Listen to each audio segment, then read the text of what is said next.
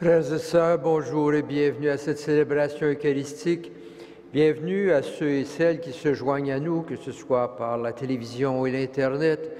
Nous sommes à divers endroits dans le monde et pourtant nous formons toute une grande famille et nous sommes tous réunis au nom du Père et du Fils et du Saint-Esprit.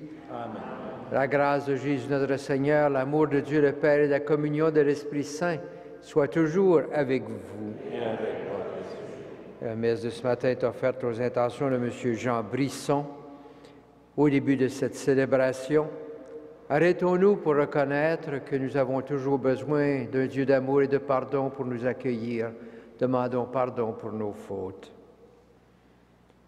Seigneur Jésus, envoyé par le Père, tu nous appelles à suivre la lumière de Dieu. Prends pitié de nous. Prends pitié. Ô Christ venu dans le monde, tu nous appelles à être sel de la terre, lumière du monde. Prends pitié de nous. Prends pitié. Seigneur Jésus, élevé dans la gloire du Père, tu nous fais les humbles messagers de la bonne nouvelle. Prends pitié de nous. Prends pitié. Que Dieu Tout-Puissant nous fasse miséricorde, qu'il nous pardonne nos péchés et nous conduise à la vie éternelle. Prions le Seigneur. Dieu qui a relevé le monde par les abaissements de ton Fils, donne à tes fidèles une joie sainte. Tu les as tirés de l'esclavage du péché. Fais-leur connaître le bonheur impérissable par Jésus-Christ notre Seigneur, qui vit et règne avec toi dans l'unité du Saint-Esprit pour les siècles des siècles. Amen.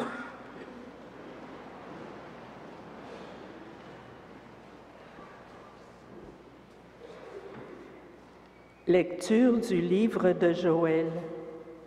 Prêtres, mettez un vêtement de deuil et pleurez. Serviteurs de l'autel, faites entendre des lamentations. Venez, serviteurs de mon Dieu, passez la nuit en habit de deuil, car la maison de votre Dieu ne reçoit plus aucune offrande de nourriture ni de boisson. Prescrivez un jeûne sacré, annoncez une solennité. Réunissez les anciens et tous les gens du pays dans le temple du Seigneur votre Dieu. Criez vers le Seigneur. Ah, jour de malheur! Le jour du Seigneur est proche, il vient comme un fléau du Tout-Puissant. Faites retentir la trompette dans Sion, faites retentir la clameur sur ma montagne sainte. Qu'ils tremblent tous les gens du pays, car voici venir le jour du Seigneur, il est tout proche. Jour de ténèbres et d'obscurité, jour de brouillard et de sombres nuées. Comme la nuit qui envahit les montagnes, voici une multitude redoutable. Il n'y en a jamais eu de pareille, et il n'y en aura plus dans les générations à venir. Parole du Seigneur.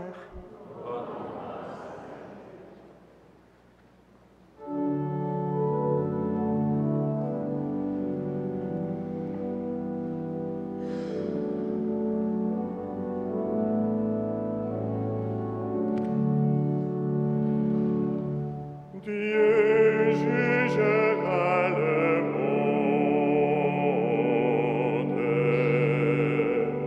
avec justice.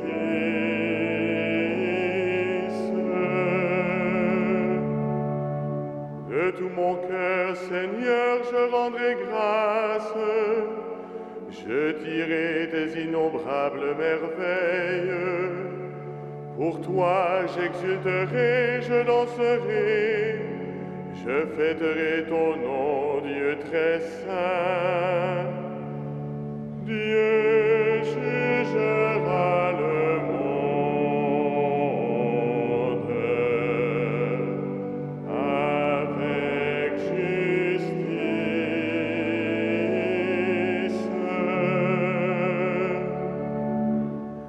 Tu menaces les nations, tu fais périr les méchants.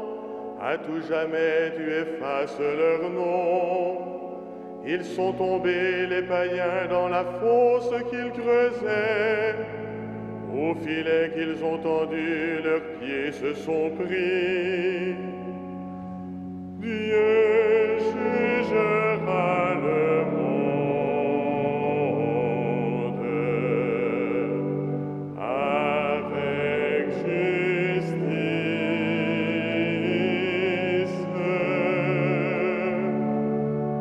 Mais il siège le Seigneur à jamais. Pour juger, il a fermé son trône. Il juge le monde avec justice et gouverne les peuples avec droiture.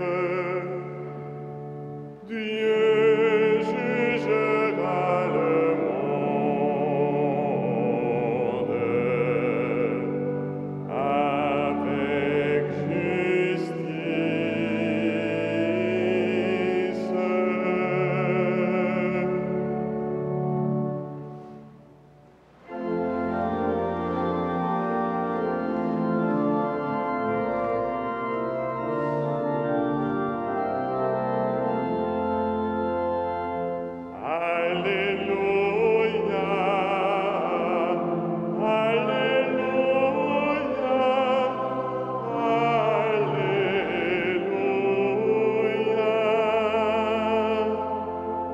Voici maintenant le règne de Dieu et la puissance de son Christ. Béni soit celui qui vient au nom du Seigneur. Alléluia,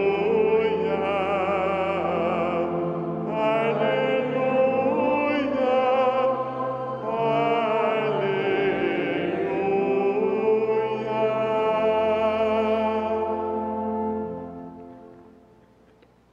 Le Seigneur soit avec vous.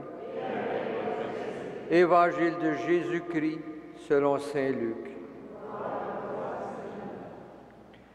Comme Jésus avait expulsé un démon, certains se mirent à dire « C'est par Béelzéboul, le chef des démons, qu'il expulse les démons. » D'autres, pour le mettre à l'épreuve, lui réclamaient un signe venant du ciel. Jésus, connaissant leurs intentions, leur dit « Tout royaume divisé devient un désert. Ces maisons s'écroulent les unes sur les autres. Si Satan, lui aussi, est divisé, comment son royaume tiendra-t-il? Vous dites que c'est par Béelzéboul que j'expulse les démons. Et si c'est par Béelzéboul que moi je les expulse, vos disciples, par qui les expulsent-ils? C'est pourquoi ils seront eux-mêmes vos juges. Mais si c'est par le doigt de Dieu que j'expulse les démons, c'est donc que le règne de Dieu est survenu pour vous. Quand l'homme fort est bien armé et garde son palais, tout ce qui lui appartient est en sécurité. Mais si un plus fort intervient et triomphe de lui, il lui enlève l'équipement de combat qui lui donnait confiance et il distribue tout ce qu'il lui a pris. Celui qui n'est pas avec moi est contre moi. Celui qui ne rassemble pas avec moi disperse. Quand l'esprit mauvais est sorti d'un homme, il parcourt la terre desséchée en cherchant un lieu de repos. Et comme il n'en trouve pas, il se dit, « Je vais retourner dans ma maison d'où je suis sorti. » En arrivant, il la trouve balayée et bien rangée. Alors il s'en va. Et il prend 7 autres esprits encore plus mauvais que lui. Ils y entrent et ils s'y installent. Ainsi, l'état de cet homme est pire à la fin qu'au début. Acclamons la parole de Dieu. Louange à toi, Seigneur Jésus.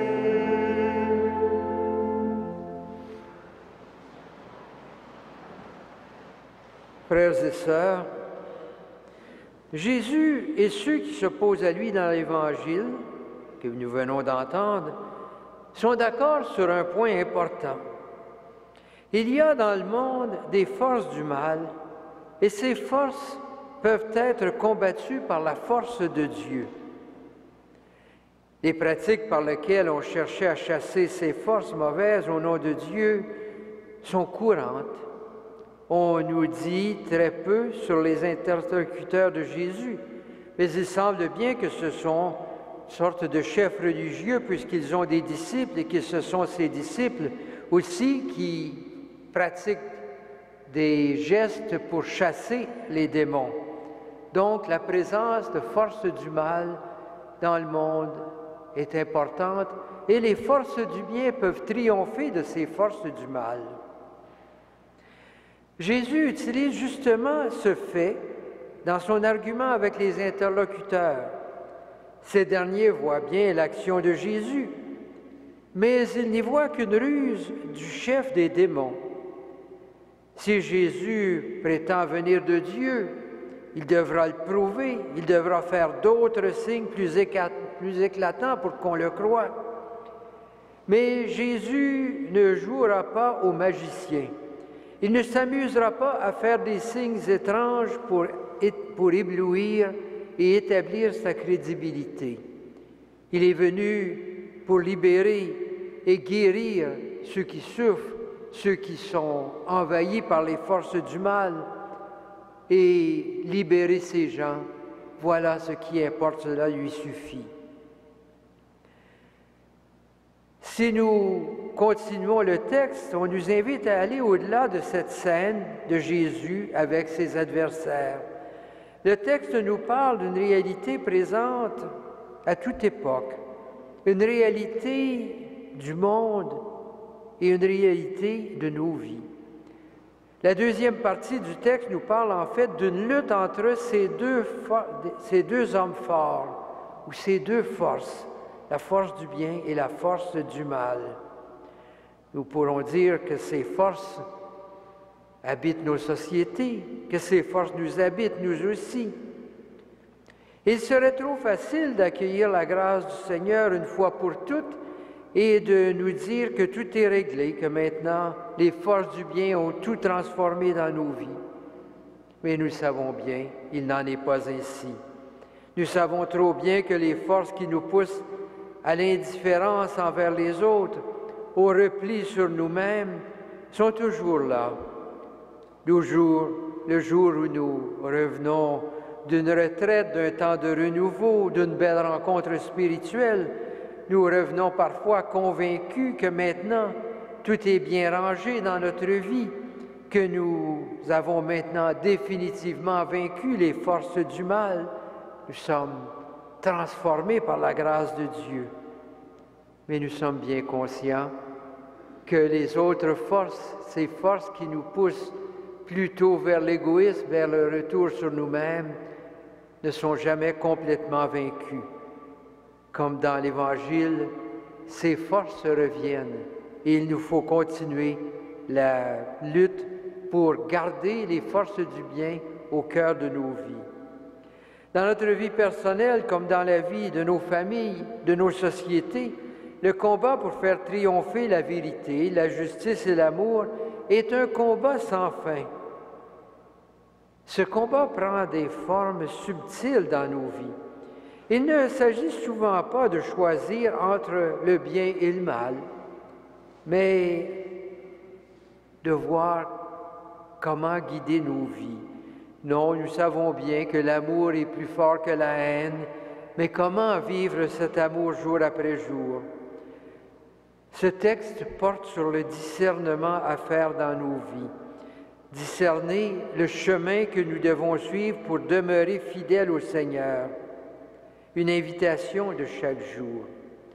Nous sommes appelés à une lutte permanente entre la recherche de son royaume, de son évangile, et celui de nos petits royaumes mesquins, qui ont non tantôt de recherche démesurée de soi-même, d'orgueil, d'envie, tantôt de prendre la première place, plutôt que de laisser le Seigneur prendre toute la place. Dans nos doubles cœurs se loge à la fois un appel vers quelque chose de plus grand que nous, de plus noble que nous. Et pourtant, cette attirance vers le moins noble, le plus bas. Cette lutte, elle est en nous et elle est dans toutes nos sociétés. C'est justement parce que ce travail doit se faire jour après jour que nous sentons le besoin de nous ressourcer régulièrement dans ces rencontres avec le Seigneur, dans la prière, dans l'Eucharistie. C'est le Seigneur qui nous donne la force à chaque jour de poursuivre ce combat.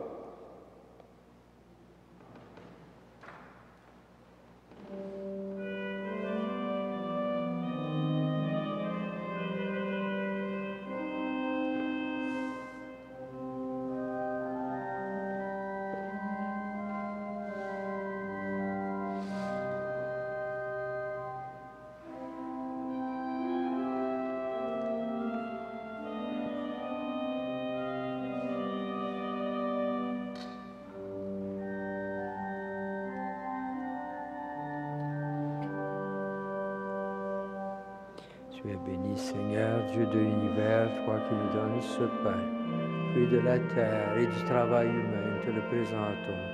Que ce pain soit pour nous le pain de la vie. Tu es béni, Seigneur, Dieu de l'univers, toi qui nous donnes ce vin, fruit de la vigne et du travail humain, nous te le présentons. Que cette coupe soit pour nous la coupe du salut.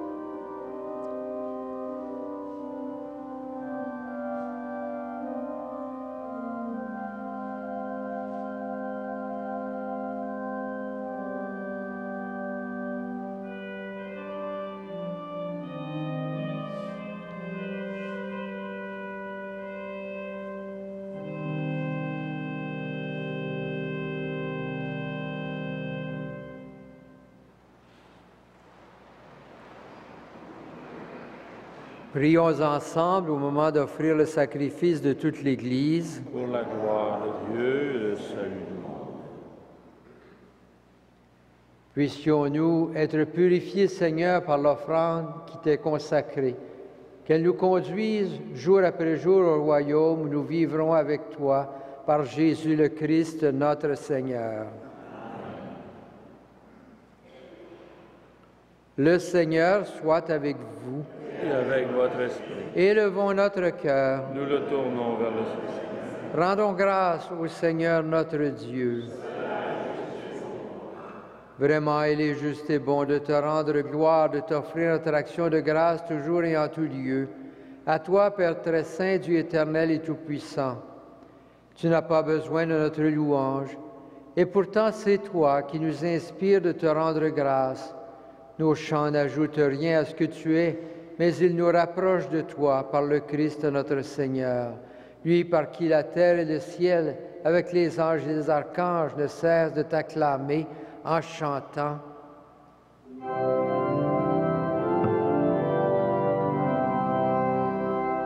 Saint, Saint, Saint le Seigneur, Dieu de l'univers. Le ciel et la terre sont remplis de ta gloire. Hosanna au plus haut des cieux. Béni soit celui qui vient au nom du Seigneur. Hosanna au plus haut des cieux.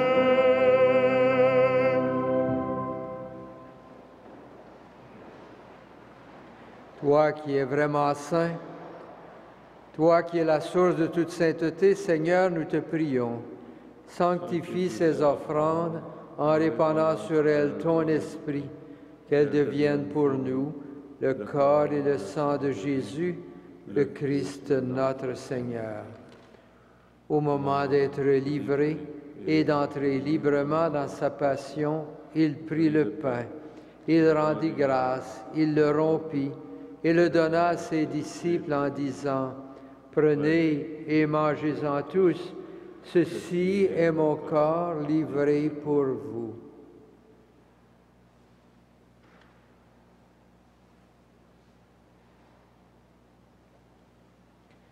De même, à la fin du repas, il prit la coupe. De nouveau, il rendit grâce et la donna à ses disciples en disant, « Prenez et buvez-en tous, car ceci est la coupe de mon sang, le sang de l'alliance nouvelle et éternelle, qui sera versé pour vous et pour la multitude en rémission des péchés. Vous ferez cela en mémoire de moi. »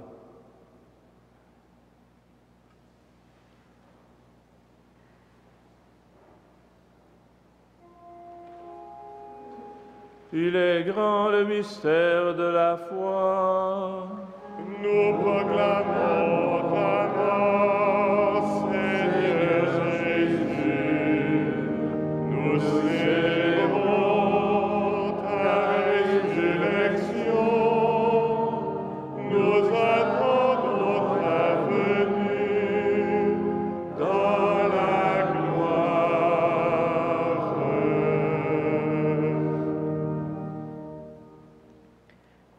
Faisant ici mémoire de la mort et de la résurrection de ton Fils, nous t'offrons, Seigneur, le pain de la vie et la coupe du salut. Et nous te rendons grâce, car tu nous as choisis pour servir en ta présence. Humblement, nous te demandons qu'en ayant part au corps et au sang du Christ, nous soyons rassemblés par l'Esprit Saint en un seul corps. Souviens-toi, Seigneur, de ton Église répandue à travers le monde. Fais-la grandir dans ta charité avec le pape François, notre évêque Christian et tous ceux qui ont la charge de ton peuple. Souviens-toi aussi de nos sœurs, de nos frères qui se sont endormis dans l'espérance de la résurrection et de toutes les personnes qui ont quitté cette vie. Reçois-les dans ta lumière auprès de toi. Sur nous tous enfin, sur ceux qui se confient à nos prières, nous implorons ta bonté. Permets qu'avec la Vierge Marie, la bienheureuse Mère de Dieu, avec Saint Joseph, son époux, avec les apôtres, avec Saint Frère André, les saints de tous les temps qui ont vécu dans ton amitié, nous ayons part à la vie éternelle et que nous chantions ta louange par Jésus-Christ, ton Fils bien-aimé. Par lui, avec lui et en lui, à toi, Dieu le Père Tout-Puissant, dans l'unité du Saint-Esprit, tout honneur et toute gloire pour les siècles des siècles. Amen. Unis dans un même esprit et rassemblés autour de la table du Seigneur, prions Dieu notre Père avec les paroles que Jésus nous a données. Notre Père qui es aux cieux, que ton nom soit sanctifié, que ton règne vienne, que ta volonté soit faite sur la terre comme au ciel. Donne-nous aujourd'hui notre pain de ce jour. Pardonne-nous nos offenses, comme nous pardonnons aussi à ceux qui nous ont offensés. Et ne nous soumets pas à la tentation, mais délivre-nous du mal. Délivre-nous de tout mal, Seigneur, et donne la paix à notre temps. Par ta miséricorde, libère-nous du péché. Rassure-nous devant les épreuves en cette vie, où nous espérons le bonheur que tu promets et l'avènement de Jésus-Christ, notre Sauveur. Car c'est à toi que partir le règne, la puissance et la gloire, pour les siècles des siècles. Seigneur Jésus-Christ, tu as dit à tes apôtres, « Je vous laisse la paix, je vous donne ma paix. » Ne regarde pas nos péchés, mais la foi de ton Église. Pour que ta volonté s'accomplisse, donne-lui toujours cette paix. Conduis-la vers l'unité parfaite, toi qui règnes pour les siècles des siècles. Amen. Que la paix du Seigneur soit toujours avec vous. Et avec vous.